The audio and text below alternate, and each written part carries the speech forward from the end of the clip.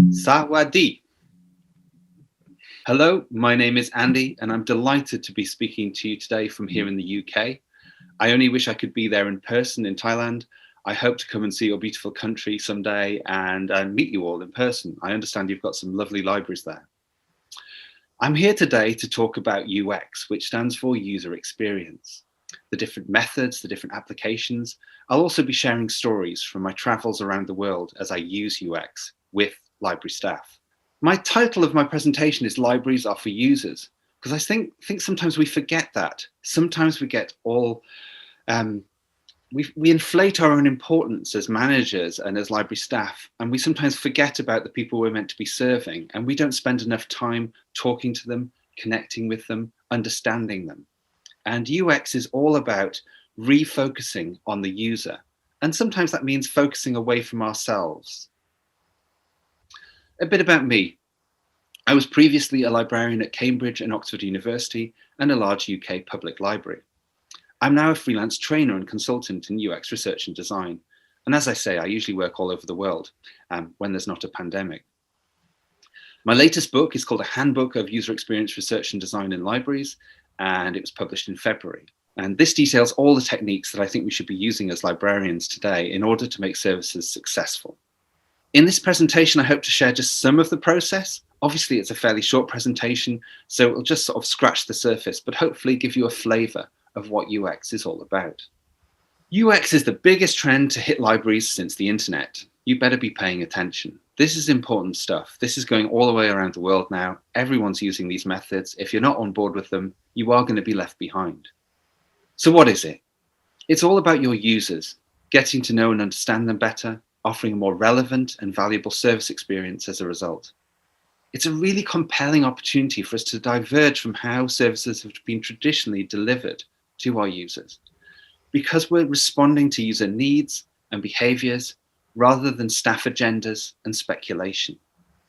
So it's my experience and belief that a lot of libraries are actually run more for the convenience of staff than they are for users, and not enough is done about users. Also, I think we talk about users a lot, but we don't talk to them enough or research how they behave. So this pie chart here shows the time library staff spend talking about users, and you can see that tiny sliver of pie there is the time library staff actually spend researching users and their needs and behaviors. I think we need to spend more time researching user experience and designing new services in response to those findings. Until really recently, the research library staff have conducted has only been surveys and focus groups and taking a few statistics, and that's not enough. We also need to research outside of the library. We need to understand about our users in a more holistic sense. It's also important to specifically say that I don't think surveys are not enough. Only a small percentage of users respond to surveys. You tend to only hear from people who are either pro or anti your service. And the survey responses you get are quite superficial and unreliable. And they only really tell you what people say or think they need, not necessarily what they actually need. The feedback you get in surveys is just too superficial. Anthropologist Margaret Mead said, what people say, what people do, and what people say they do are entirely different things. And I think that's a really true quote. It's one of my favorites. Henry Ford, who built the Model T car, he said that if I'd asked people what they wanted, they would have said a faster horse. What he means by that is you can't just ask people what they want, because they're not going to give you a very good answer. They will just give you a slightly better version of something they already have. So in the case of those times, they only had horses to go around on. So when asked, what would you like? They said, well, a faster one. How does that translate to libraries? Well, when we ask people what they want in libraries, they generally say more books, longer opening hours, more of what they already have. We need to go deeper than that. And that's what UX can offer us. Statistics are less valuable than we think. They are open to interpretation and misuse. Most of them are never used for anything either. Sometimes they're only collected so that staff actually don't have to interact with users directly, because some staff are scared with that connection. They don't like it and they like to keep separate. Also, statistics can only tell you that something has been used, but it doesn't tell you anything about whether that experience was good or bad. So someone might have used a database, had a really bad experience, really upset, even angry, and come away from it saying, I'm never going to use that database again. But all we record is the database stat saying someone was visited. It doesn't tell us anything about the experience. The same if you've got someone visiting the library, you've got a gate stat. The stat is taken when someone leaves or enters the library, but you don't know whether that person had a good or a bad time. So what I'm saying is we need alternative research methods. Surveys and stats are not enough. They don't tell you anything about real user needs or behaviors. And to uncover the truth and complexity of user experience, you need to employ a whole new set of richer methods. And yeah, you guessed it, these are user experience research methods. I'm so excited about them. I've added a firework to my presentation. So let me tell you, on the screen here, you can see a range of methods, a range of techniques that you can use that are part of the user experience research methods toolkit. Things like cognitive mapping, which is mapping the way people think. Generative play, which is getting people to play with models in order to build the world and their experiences of it. Love and breakup letters, getting people to write letters to the library as if they're a girlfriend or a boyfriend they're breaking up with. Behavioral mapping, which is actually recording where people go, watching them, and drawing maps of their experience and their routes. All of these different methods, some of them will be more familiar to you than others, in interviews, for instance, but there are ways of doing interviews really well for UX. So why are these methods so important and valuable? Well, they offer far richer data on user needs and behaviors, a deeper dive into what people think and do, more creative approaches, more detail and complexity, and what I've found, better engagement and connection with your users. People respond to these methods, they love them. And there's more opportunity to make your services more valuable, desirable, useful, and relevant to your users if you use them. You find out so much more. So now I'm going to take you through 5 UX research techniques, different methods, and also look at how they've been applied in libraries that I've worked in to give you an idea of how they actually work in reality. Because it's all very well talking about theory, but when it gets to practice, it's often quite different, isn't it? Okay. So we're going to start with behavioral mapping. So what is it? It's recording the movements that users make in a physical space through a series of observations. And you use it to identify these key routes, which are called desire lines. It's really important that you find out what the desire lines are through your spaces in the library. So you can see which routes they take, therefore what they see, what they use. Maybe there's obstacles in the way. Maybe there's things that don't quite work. Maybe you want to give people a quicker access to an area. Or maybe you want to slow down their route so that they stop and look at something, or they find a new section they've not been to before. And this is all about the success or failure of the layout, the furniture, and other equipment. Now, the photograph you can see there is me working at the Swedish Defence University, where I was working in the foyer to see how people found the library or whether they found it, and the routes that they took, which I've marked with felt tip pens. So this is an example of behavioral mapping. Another case study. I was a consultant at the University of Wolverhampton when they were redesigning their library. And what we revealed when we started observing them was that there was this sort of rat run around this central area, this route around the space that was noisy, and everyone taking this route was talking in loud voices and chatting to their friends, laughing. But the problem was that on the right-hand side of the screen, what you can see is a IT room that was allowed to be noisy. On the left-hand side is the silent study zone. Those rooms should never have been located together, but they were. And this caused a problem because of this route through the space that was noisy. The solution that we came to after observing this big problem was to relocate the rooms so that different noise levels were in different spaces. And we also encouraged use of alternative exits and entrances. We also made some navigational changes and redesigned the signage and how people should move through the space. So that's an example of behavioral mapping in action. I'm now going to move to method 2. Eye tracking. What's this? Well, this is following where users look on a digital platform or in a physical environment with special eye tracking glasses, usually. You use it to understand what users actually look at when they use any aspect of your service. What do they ignore when navigating? What do they look at? So the girl you can see in the photo here is very pleased because she's been using an eye tracking glasses on her eyes, and we've been following her as we set her a task to find a book. And this is her finding the book and saying, "Oh, phew, I found it. I'm very happy." She was very nervous about using this particular library, but we followed what she did. She made a few mistakes as she was trying to find it, and eventually she found the book. But the crucial thing was we could see her method. We could see where she looked on the catalogue. We could see what shelves she looked at and the shelf marks, the codes on the side of the books. So it's really valuable to us to understand the approach that users take. So a case study at the University of Cambridge, where I used to work, we discovered through eye tracking that users did not look at signage and they really struggled to locate books. So what we did in response was we improved collection signage to make it clearer. We improved our floor plans, and we arranged and located our collections more intuitively so they made more logical sense to our users. So that's an application of eye tracking. Moving on to the third method. You've probably heard of this one, usability testing. What is it? This is observing and recording how a user completes a set of common tasks on a website or other digital platform. You use it to uncover problems that need resolving around layout and navigation of a website or a catalogue, and to see how accessible something is.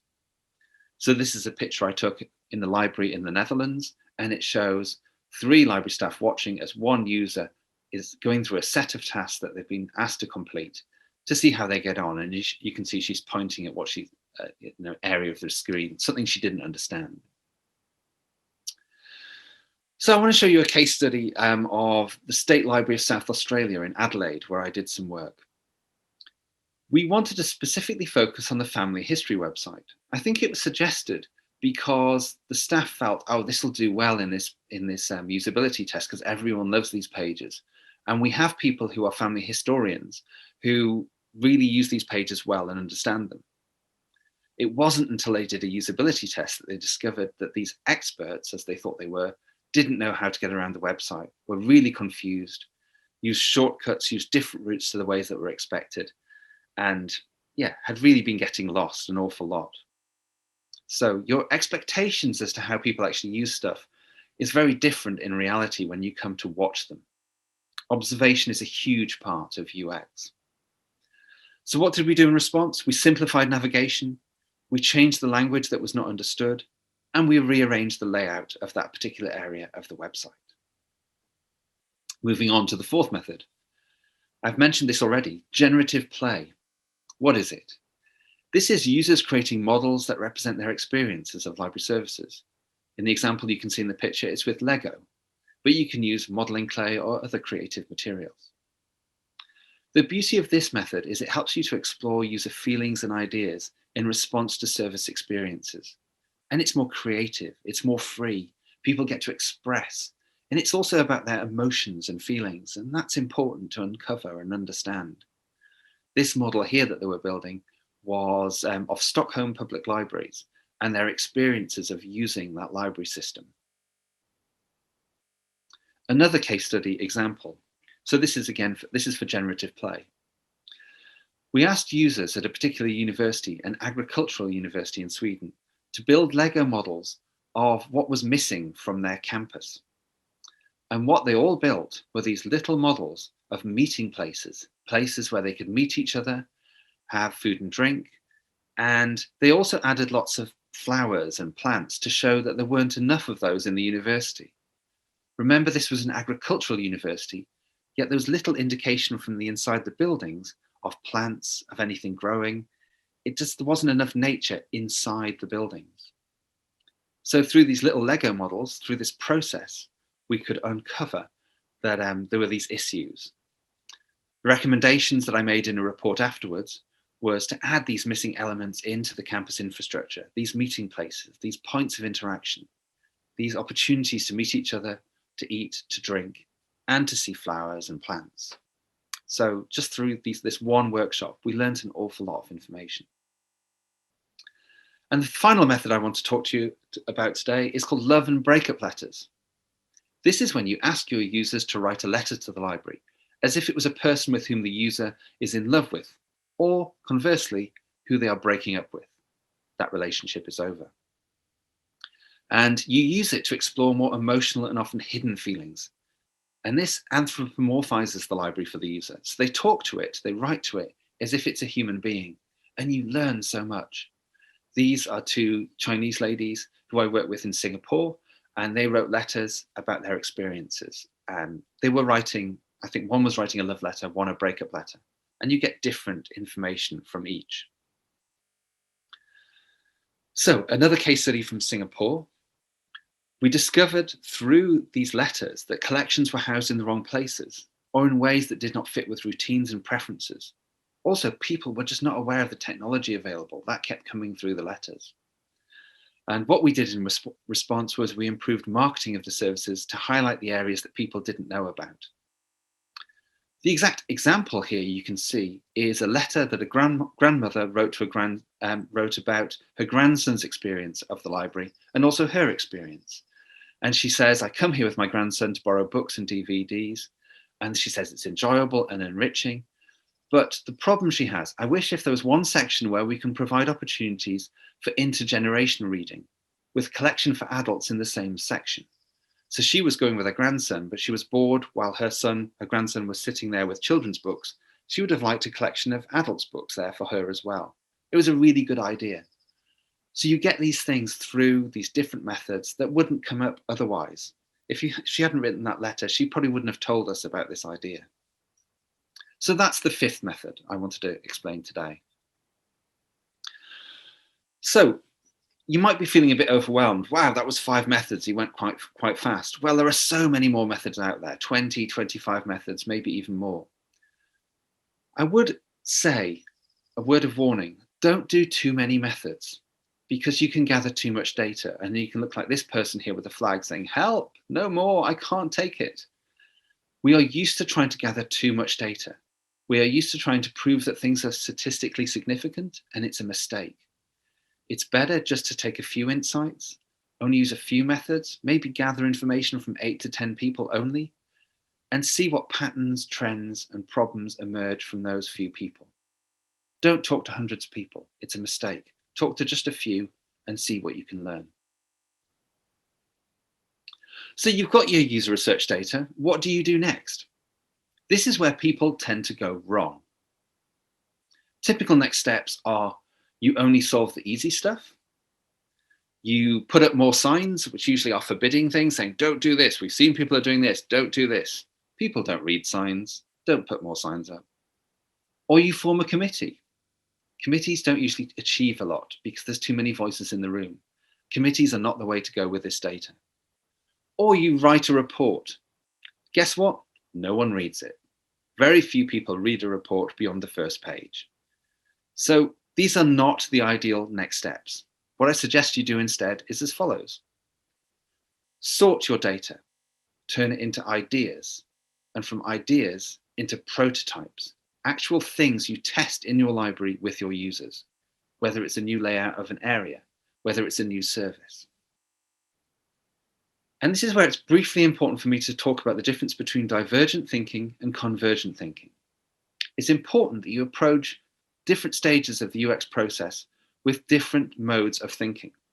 At the start of the process, you should be divergent in approach, thinking up, oh, what are all the possibilities? Let's be open to any ideas. You can see how you've got the opening out of those arrows on that image.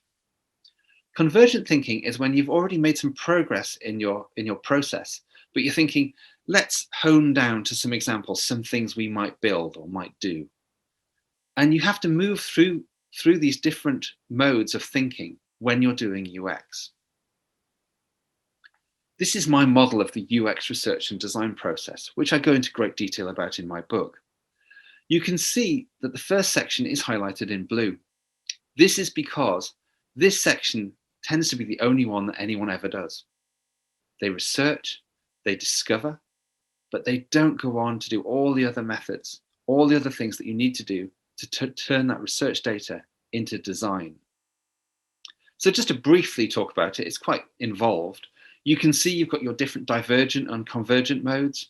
So you're starting open to any and all ideas, and then you come down to some ideas. Then you open out again as you think about, oh, what can we possibly do? And then we converge again at the end. And that's why this is often called the double diamond model, because you create two diamonds by opening up and closing down. You've got 4 stages. Discover, that's the research stage, where you're going to the users and finding out what they think and what they do. Define is when you identify the key areas that they've come up with, the problems, and you sort all the data and you make it visible and look at it. Then develop is when you come up with ideas in response to the data you've sorted, including ideas for prototypes. And then finally, you deliver the prototypes that have been successful. So all the way along there, you get to the delivery stage. We tend to skip a lot of these stages when we're just doing regular library work, or we don't even go to the users. We just go straight to deliver and say, this is what we think, we'll try it. And then we're surprised when the users don't like it. We have to get them involved in the process. So I want to highlight 3 UX design activities. So I showed you 5 UX research activities. Here are 3 UX design activities. The first of these is affinity mapping, and it's so important. This is when you transcribe every piece of data that you have from users, things they say or things you see them do, and you put them down onto sticky notes. And then you stick them on a wall into categories. So maybe there are categories like noise or quiet, or there's categories like, I don't know, loans, or those loans that you get from other libraries, all the different aspects of a library service, and maybe the routines you see people taking, the routes they take through the space. And then you have a big wall of all these different things. You do this after you've conducted a few methods, so you've got a bit of data to play with, but not too much, as I said, but just enough that you can see themes and problems emerging. Maybe there's a problem that one floor has too much light or too little light. Maybe an area is too hot or too cold. Maybe one collection is never being found. Affinity mapping will explode all of your data up on the screen so you can see it. So a good wall or a glass screen like you've got here, it's very useful. This is an example of an affinity map in Wolverhampton, and I just wanted to highlight you can use different colors for different themes. So for here, yellow sticky notes was all things where people were happy with. Pink were problems, things that weren't going well. Blue were behaviors that had been observed. People had witnessed these things going wrong. And orange were all the ideas that people had about how to solve these problems. And this is just a sort of coding system I use in order so you can understand the data that you've gathered. All those orange post-its there are ideas that I gathered in Sweden for a particular consultancy, ideas for improving one of the libraries there. And all the crosses you can see was staff votes to say, oh, we should try this one, we should try this prototype. Idea generation is a crucial stage of the process. Once your data has been sorted into themes, it should form the basis of your idea generation session. And these ideas should focus on the problems that have been identified, and there should be ways of coming up with new and innovative approaches in response. And those ideas worth exploring further, we turn into prototypes. Now, I haven't got time today to talk about different idea methods, but there are so many ways of getting ideas out of people. And some of them are about being more divergent in approach than we're used to. Sometimes thinking about the opposite of what we would do, for instance. But yeah, it'd be wonderful to come to you in Thailand and talk to you more about idea generation, because I have lots of fun exercises and approaches. So then you move on to prototyping and iterating. So prototyping and testing with your users demonstrates that you understand that your original ideas aren't going to be perfect first time. They're not going to work. You need to iterate them, you need to adapt them in response to user behavior and needs. So you've come up with your idea, you've shared it with users, they don't like it. They tell you, oh, it needs this, or I didn't like this. You change it and you go on again. Failure is an essential part of the journey towards service success. People are always saying failure is important, It's particularly important to UX because you learn through failure what doesn't work, and then you make your service better as a result. Don't assume you've got it right first time, and don't try to get it right first time. Library staff are far too focused on perfection and getting things right. It's important that things fail, they don't work quite well. We try them when they're just an idea, and see what happens. I just want to give you two examples of some failures that I've been responsible for in libraries, but they had to fail in order to improve. The first one was a reading garden. This was in response to the finding from the data that some students wanted a more organic library experience where they felt they might be more outside and less hemmed in by a sort of clinical cold library. Also, they wanted a small area though, so they didn't want to feel exposed. Like in this big library, they felt it was too overwhelming. So the idea of this small, cozy, nature-related area was what they wanted. So we created it as a prototype. We didn't think too much about whether it was a good idea. We just thought, we'll try it and see what happens. We got an art student to paint it. We got some astroturf, that fake grass, to suggest grass at the edges of the room. We put in beanbags and deck chairs. And we moved in a fiction collection that hadn't been used very much. What happened? It failed. No one sat in the deck chairs. We watched. No one sat in them. No one used the fiction collection either. And we also found that the room was either used by one loud group or was entirely empty. It was not a success. So what did we do? We iterated. We modified it. We replaced the deck chairs with sofas, and suddenly people sat in them. We removed the fiction collection. It felt less crowded, so more people went into the space. But now we had a new problem, a new failure. The space was now so full of users that we needed to find new spaces that were like this. We need to create more successful spaces like this prototype. Ultimately, it worked, but we had failures along the way. My second example was of a play library in a children's section of a public library in Stockholm. And this is because we'd observed this area and we saw that it was a bit uninspiring. The kids weren't very excited to be there.